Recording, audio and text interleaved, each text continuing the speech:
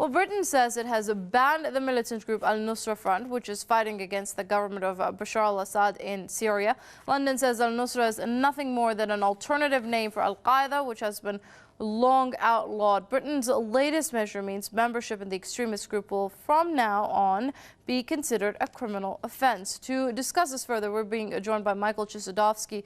He's with the Center for Research on Globalization in Montreal. Many thanks for joining us here on Press TV, Professor Chossudovsky. Now, looking at how the Britain is calling al-Nusra Front nothing but another name for al-Qaeda, one has to ask, what took them so long to recognize this? Well, this is a very important question. I should mention that the United States had already put al-Nusra on the State Department list. The United Nations Security Council, of which Britain is a member, has al-Nusra on their terrorist list.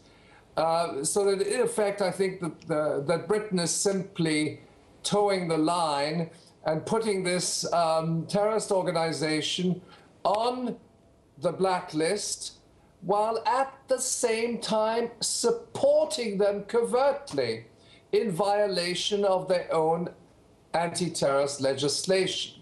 And this is true for Britain, but it's also true for the United States and several other countries which openly support the al-Nusra affiliate to al-Qaeda via the so-called Supreme Military Council of the Free Syrian Army. Well, that's an interesting point you raised there, because even though al-Nusra Front is on multiple terrorist lists by these Western governments, they're still continuing to support, fund and send arms and other equipment to the insurgents fighting against President Bashar al-Assad's government. And they have no idea who these arms are falling into. And of course, al-Nusra Front is getting these arms, it is getting the equipment, and it is getting the funding. Well, they know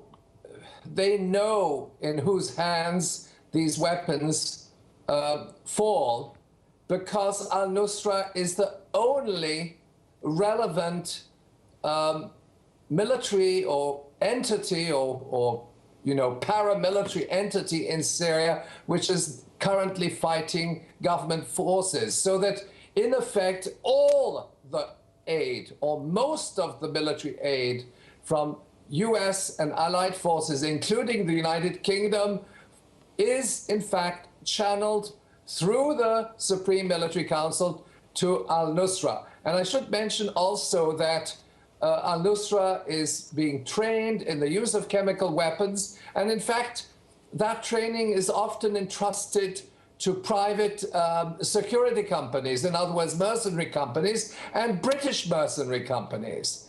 Now, there's another dimension to this release concerning al-Nusra by the British authorities.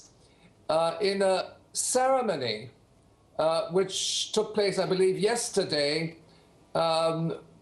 when the Chief of Staff, Sir General David Richards, took leave of the armed forces, he emphasized that Britain should not only continue to support the rebels, in fact, what he meant by that, but he didn't say it explicitly, al-Qaeda rebels, but at the same time, General Sir David Richards emphasized that a no-fly zone was not enough, it's not enough, and what should be contemplated is an all-out ground war, implying, in effect, the illegal land invasion of a sovereign country.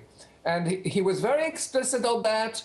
He said, we should support the rebels, but we should also send in ground forces into Syria. Now, whether this is his personal position or whether it is actually the position of Britain's top military brass remains to be established. But it suggests that the UK must be prepared to go to war with Syria in violation of international law, not only by supporting an illegal terrorist organization, namely al-Nusra, but also contemplating actions which would imply sending in ground forces again in support of the alliance's foot soldiers, al-Nusra, which are trained and financed out of Qatar and Saudi Arabia.